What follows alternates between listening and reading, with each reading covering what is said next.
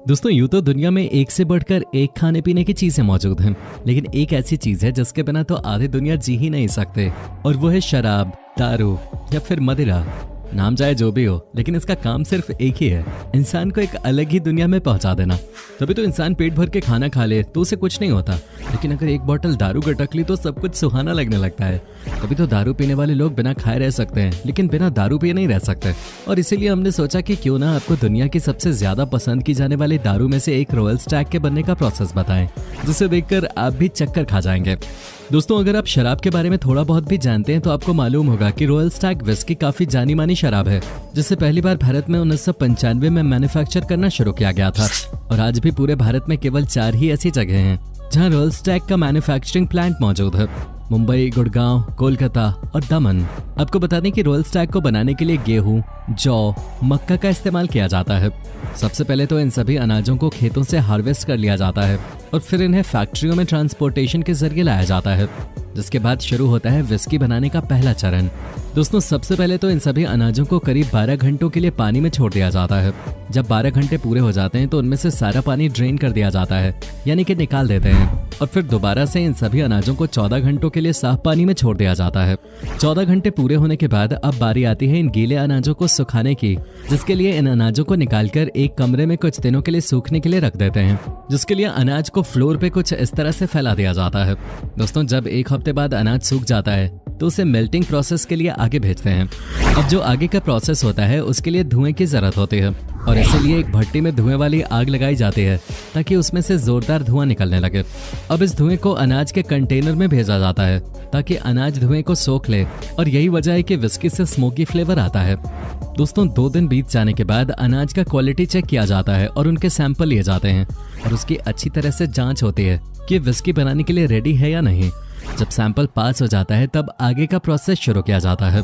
दोस्तों, इन सभी अनाजों को कन्वेयर बेल्ट के जरिए ग्राइंडर में भेजा जाता है ताकि अनाज अच्छी तरह से पीस जाएं। जब अनाज पीस कर तैयार हो जाते हैं तो उन्हें दारू में बदलने के लिए अच्छी तरह से सड़ाया जाता है, और इस प्रोसेस को फर्मेंटिंग के नाम से जाना जाता है। इसके लिए अनाज में ईस्ट का पानी मिला देते हैं ताकि अनाज के सड़ने की प्रक्रिया को और तेज किया जा सके। करीब 2 दिनों तक अनाज की फर्मेंटिंग करने के बाद एक बहुत ही तेज गंध वाला अल्कोहलिक स्पिरिट प्राप्त होता है, जिसे इस यूनिट में लगे नलों से एक्सट्रैक्ट करके बाहर निकाल लिया जाता है। और ये प्रोसेस किस तरह होता है वो तो आप देख ही सकते हैं। बहुत से लोग ये बात जानते होंगे कि रॉयल स्टैग एक स्कॉच विस्की है, लेकिन जो लोग नहीं जानते उनके लिए बता दें कि स्कॉच विस्की उस विस्की को कहा जाता है जिसे कम से कम 3 साल तक वेयर हाउस में स्टोर करके रखा जाए, क्योंकि जो नॉर्मल विस्की होती है उन्हें बनने के बाद ही बेचना शुरू कर दिया जाता है। लेकिन रॉयल स्टैग एक स्कॉच विस्की है जिसे 3 साल बाद ही पैक करके तैयार करते हैं, और ये काम किस तरह होता है वो आप अपनी आंखों से देख ही रहे हैं, जहां फटाफट वर्कर्स विस्की की बोतल को पैकेट में डालकर सील कर रहे हैं, और जब ये सील हो जाती है तो शराब की दुकानों में भेज दी जाती है, जिसके बाद शराब पीने वाले लोग बिना देर किए अपनी मनपसंद विस्की को खरीदने के लिए पहुंच जाते हैं। और क्या आपको मालूम है कि आपके द्वारा खरीदी गई ये शराब देश की अर्थव्यवस्था पे बहुत अच्छा असर करती है, क्योंकि इस पर लगने वाला जो टैक्स है वो जब सरकार की जेब में जाता है तो देश की जीडीपी पे काफी अच्छा असर करता है। वैसे एक और चीज है जिस पर अच्छा खासा टैक्स लगता है, लेकिन लोग उसे खाने से फिर भी बाज नहीं आते, और वो कुछ और नहीं बल्कि गुटखा है, जो न सिर्फ हमारी जेब के लिए खतरनाक है बल्कि हमारी सेहत के लिए भी। अगर हम इसके मैन्युफैक्चरिंग प्रोसेस के बारे में बात करें तो दोस्तों, गुटखा बनाने के लिए सबसे अहम चीज है बीटल नट्स, जिसे आम भाषा में लोग सुपारी भी कहते हैं। इसे बनाने के लिए सबसे पहले इसके फलों को पेड़ से निकाला जाता है और फिर उसे धूप में सूखने के लिए छोड़ देते हैं। दोस्तों, जब ये सही मात्रा में सूख जाते हैं तो इन्हें छीलकर सही मात्रा में इनके बीजों को निकाल लेते हैं। अब ये जो बीज होते हैं उन्हें जहरीले रंग वाले पानी में उबालने का काम होता है। आप देख सकते हैं कि किस तरह इन बीजों को खतरनाक से दिखने वाले पानी में उबाला जा रहा है, और ऐसा करने के लिए उन्हीं फलों से सूखे छिलकों को डाल दिया जाता है ताकि उसमें एक अलग तरह का फ्लेवर आ सके। बाद में इसमें कत्था और अलग अलग कंपनियों के हिसाब से चीजें डाली जाती हैं। जो फ्लेवर निकल कर आता है उसे टिकाए रखने के लिए इसमें पैराफिन भी डाला जाता है। दोस्तों, ये वही खतरनाक केमिकल है जिसे फलों को ताज़ा रखने के लिए यूज करते हैं। बाद में जो पूरा मिश्रण होता है उसे अच्छी तरह से धूप में सुखा देते हैं और इसके छोटे छोटे टुकड़े कर लिए जाते हैं।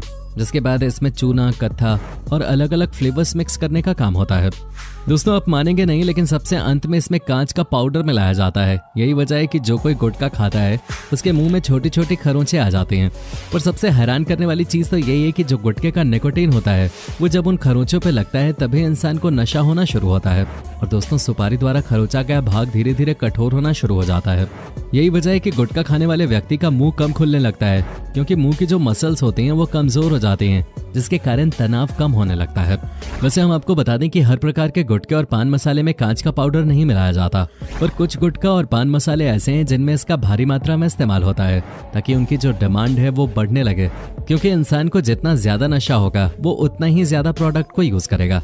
और जब इंसान किसी चीज का नशा करने लगता है तो वो ये भूल जाता है कि उसके द्वारा इस्तेमाल की जाने वाली चीज कितनी ज्यादा खतरनाक है। शुरुआत में तो किसी को कुछ भी पता नहीं चलता, और धीरे धीरे समय बीतने के साथ ही ये नशीली चीजें इंसान को अंदर से खोखला कर देती हैं और कैंसर जैसी बड़ी बीमारियों का कारण बन जाते हैं। अब दोस्तों जब शराब और गुटखे जैसी नशीली चीजों की बात हो ही रही है तो भला हम सिगरेट को कैसे पीछे छोड़ सकते हैं, क्योंकि शुरुआत में स्टाइल के लिए शुरू की जाने वाली ये नशीली चीज कब इंसान की बुरी लत में बदल जाती है उसे पता भी नहीं चलता, और फिर इसे छुड़ा पाना हद से भी ज्यादा मुश्किल हो जाता है। दोस्तों सिगरेट बनाने की जो प्रक्रिया होती है उसमें तंबाकू को तैयार किया जाता है, जिसके लिए तंबाकू के नर्सरी को अधिकतर शेल्टर फार्म में तैयार करते हैं, और जब ये तैयार हो जाते हैं तो इन्हें उखाड़कर खेतों में बोया जाता है। तंबाकू की फसल को तैयार होने में 3 से 4 महीने का समय लगता है, और जब ये तैयार हो जाते हैं तो इनकी पत्तियों को तोड़कर इकट्ठा कर लिया जाता है। ये पूरा काम काफी बड़े पैमाने पर होता है, जिसके बाद इन्हें सुखाने के लिए फैक्ट्री में लाया जाता है, जहाँ इन पत्तियों में धागों को पिरोकर उसे लकड़ी के सहारे लटका देते हैं ताकि इन्हें सूखने दिया जाए। दोस्तों कुछ दिनों बाद जब ये पत्ते पूरी तरह से सूख जाते हैं तो इन्हें उखाड़कर इकट्ठा कर लिया जाता है ताकि इन्हें अगले स्टेज के लिए भेज दिया जाए। दोस्तों बहुत ही बड़े पैमाने पर वर्कर्स इन सिकड़े हुए पत्तों को सीधा करने का काम करते हैं, और ये लोग सारे गले और सूखे हुए पत्तों को अलग भी करते चले जाते हैं ताकि सिगरेट बिल्कुल बेस्ट क्वालिटी की बनकर तैयार हो।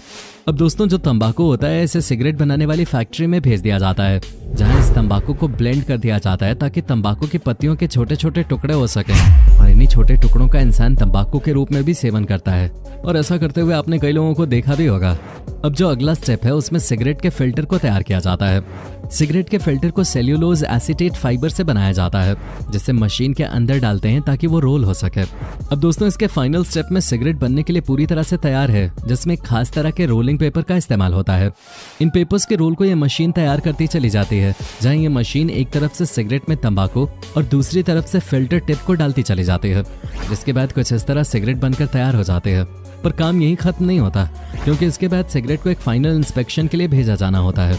अब इतनी बड़ी संख्या में सिगरेट का इंस्पेक्शन किसी इंसान द्वारा करना तो संभव है नहीं, इसलिए खास तौर पे मशीनें तैयार की जाती हैं जो बारीकी से सिगरेट की क्वालिटी को चेक करती हैं, और अगर कोई सिगरेट टूटी फूटी या फिर खाली है तो उसे अलग कर दिया जाता है, और जो बेस्ट क्वालिटी की सिगरेट होती है उसे आगे पैकिंग के लिए भेज देते हैं, जहां इन्हें डिब्बों में पैक करके मार्केट में धुआं सुलगाने वाले लोगों के लिए भेज दिया जाता है। तो दोस्तों ये थी कुछ ऐसी नशीली चीजें जिनका इस्तेमाल आधे से ज्यादा जनता करती है, पर उसके बारे में उन्हें ज्यादा पता नहीं होता।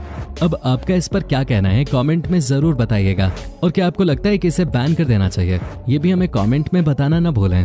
बाकी अगर चैनल को अभी तक आपने सब्सक्राइब नहीं किया है तो फटाफट चैनल को सब्सक्राइब जरूर कर लें, ताकि आप इस तरह का कंटेंट लगातार देखते रहें। धन्यवाद।